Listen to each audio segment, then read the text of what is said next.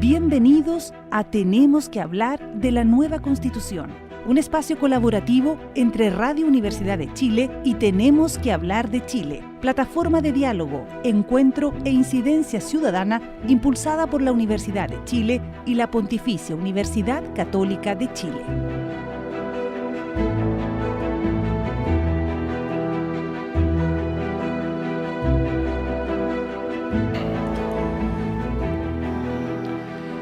Bueno, son las 13 horas con 39 minutos y como cada martes tenemos este espacio que realizamos en conjunto a Tenemos que hablar de Chile, que se llama Tenemos que hablar de la nueva Constitución, una plataforma de diálogo, encuentro e incidencia ciudadana impulsada por nuestra Casa de Estudios y también por la Pontificia Universidad Católica de Chile. Y como es habitual también, está acá ya en nuestro estudio Francisca Minassian, licenciada en Ciencias Sociales, gestora de incidencia de Tenemos que hablar de Chile y coordinadora además de los diálogos autoconvocados del proceso constitucional. Francisca, bienvenida de vuelta, ¿cómo estás? Hola Claudio, hola Diana, muy bien, ¿y ustedes? Muy bien, con ganas de hablar respecto de lo que ha pasado esta semana, ya con el inicio de la votación de las enmiendas en las distintas comisiones del Consejo Constitucional y ya a 3 meses, ¿cómo pasa el tiempo? Uno cree que es menos del funcionamiento de esta institución encargada de redactar una nueva constitución.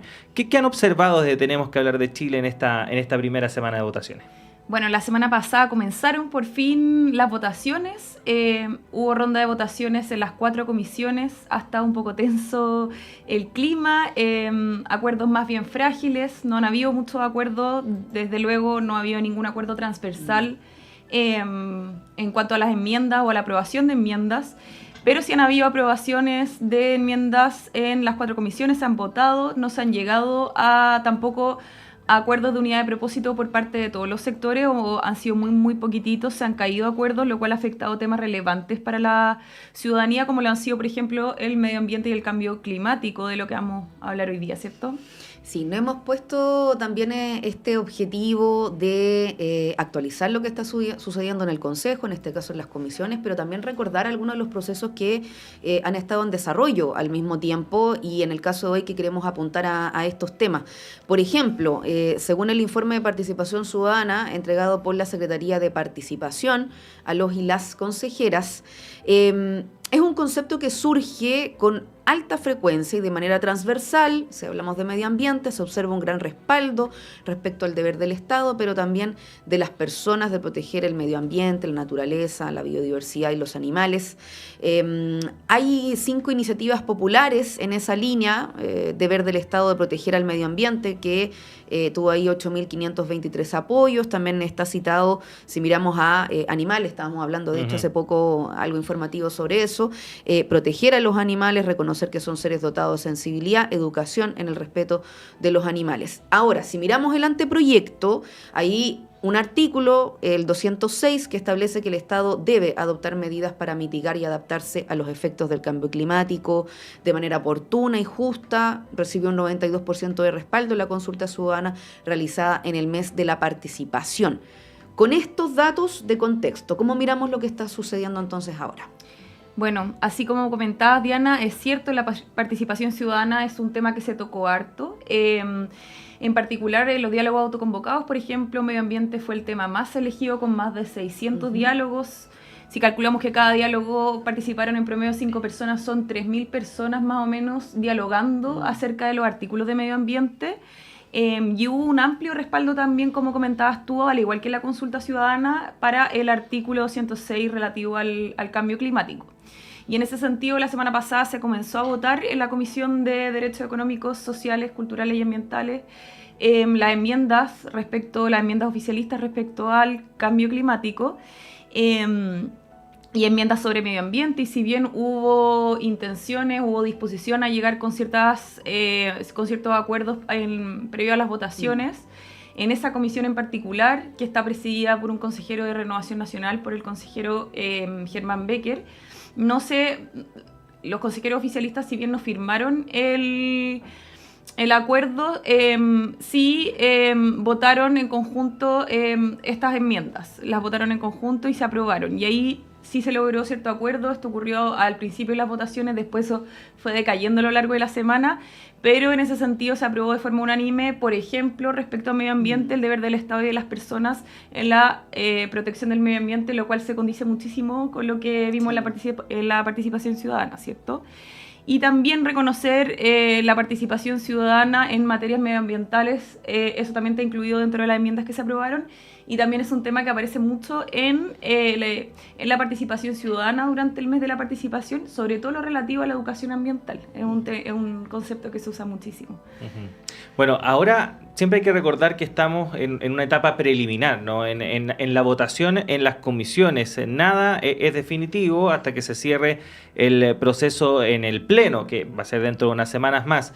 Pero ya hay algunas alarmas respecto de la discusión que se ha dado respecto de cambio climático. ¿Cómo fue esa discusión? Claro, así es. El día jueves se aprobó una enmienda ingresada por Chile Vamos y por Republicanos para reemplazar, por ejemplo, el artículo 203, relativo, por ejemplo, a la justicia ambiental, consagraba la justicia ambiental, y ahí lo que se incluyó, lo que se aprobó en esa enmienda es que el Estado promoverá únicamente la educación ambiental de conformidad a la ley. Y esta unidad de propósito fue criticada por el bloque oficialista, porque consideraron que se estaba sacando este concepto que estaba consagrado en el anteproyecto, que es la justicia ambiental, y eso fue muy criticado. ¿Les parece? Escuchemos, para complementar lo que hemos estado hablando, al consejero, bueno, además es vicepresidente del Consejo, Aldo Valle, sobre este punto. Uh-huh. Yo quiero manifestar en relación a este artículo que sustituye íntegramente al artículo 203, que es muy importante que quede claro.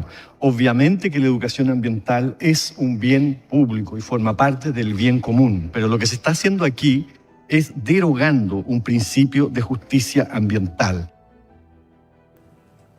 Claro, así es. Se considera que este artículo que hablaba acerca de la justicia ambiental sobre el deber de hacernos cargo respecto de la contaminación ambiental y de los daños que hacemos fue eliminado fue reemplazado por esta enmienda en el artículo 203 del anteproyecto. Y además se rechazó una enmienda al artículo 206 del anteproyecto sobre el deber del Estado de tomar acciones o de ejercer acciones para mitigar los efectos del cambio climático, lo cual fue bastante conflictivo. Hubieron distintas voces ahí también que reaccionaron con los resultados de esta votación. Sí, escuchemos una de ellas, por cierto, a la consejera Paloma Zúñiga de Revolución Democrática. Hoy día se votó 3 veces contra el cambio climático. Creemos que es inaceptable negar el cambio climático hoy día en pleno siglo XXI, y quienes venimos de regiones y estamos viviendo las consecuencias de este cambio climático, y vivimos en carne propia la pérdida no solo de bienes materiales, sino de nuestra naturaleza. Creemos que es inaceptable que en pleno siglo XXI este negacionismo inunde estos espacios de conversación. Así es, sí, la sesión tuvo algunas suspensiones para que las distintas bancadas pudiesen negociar, pudiesen conversar. Fue bastante extraño lo que ocurrió, porque las bancadas de derecha llegaron con enmiendas de unidad de propósito, con firmas del Partido Republicano y de Chile Vamos, que establecía el deber del Estado de mitigar los efectos del cambio climático. Sin embargo, a la hora de votar hubo abstenciones por parte del Partido Republicano en esta comisión. Uh-huh. Y ahí cabe destacar también que el día viernes se volvió a votar el tema del cambio climático, pero esta vez en la Comisión de Principios, para incluirlo dentro del capítulo 1, era una enmienda oficialista, la cual también fue rechazada en otra oportunidad. Entonces, por eso establecen que en 3 oportunidades fue rechazada la oportunidad de incluir el cambio climático como concepto en la Constitución. Sí, es interesante de repente tener en cuenta cómo uno va evaluando el proceso. Por una parte los discursos quizás, o lo que se ingresa para la posibilidad de votación, pero finalmente cómo se concreta o no ese voto. Escuchemos en este caso cuál fue la explicación de ese voto, en este caso del consejero republicano Luis Silva.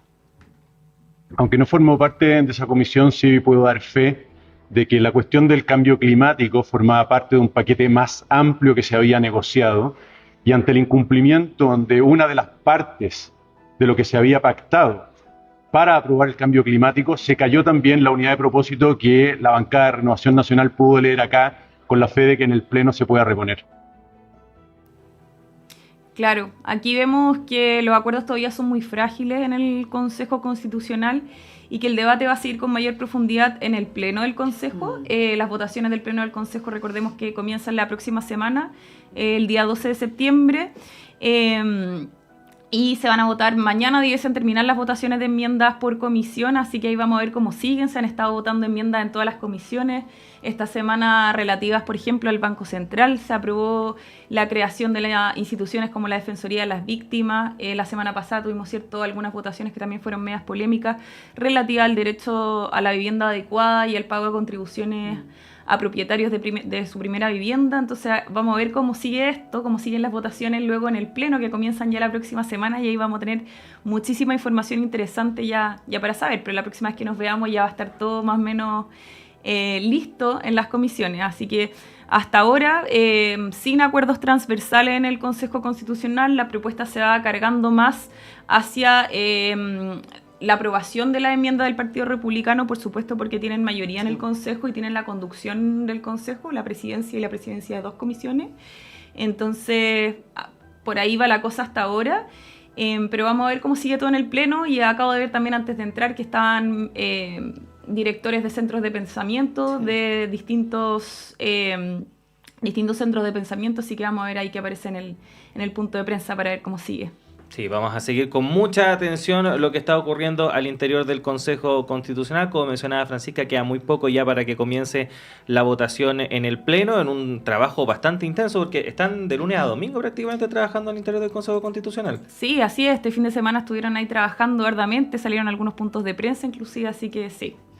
Sí, como lo decíamos ya cuando vamos cerrando, porque claro, hay un hecho que es concreto, que es la mayoría, ¿cierto?, republicana, pero que como ha sido en el transcurso de este nuevo camino constitucional, desde muchos sectores se ha hablado de que tampoco se trata de posicionar esa mayoría sin escuchar a los otros sectores, tratando de buscar entonces los mayores consensos posibles, pensando en cómo podría quedar de mejor manera o no este documento, que es la propuesta que va a salir del Consejo y que luego va a ser parte de un plebiscito donde todos y todas vamos a votar en diciembre, a finales de este año. Así que es parte del seguimiento también de esta nueva etapa.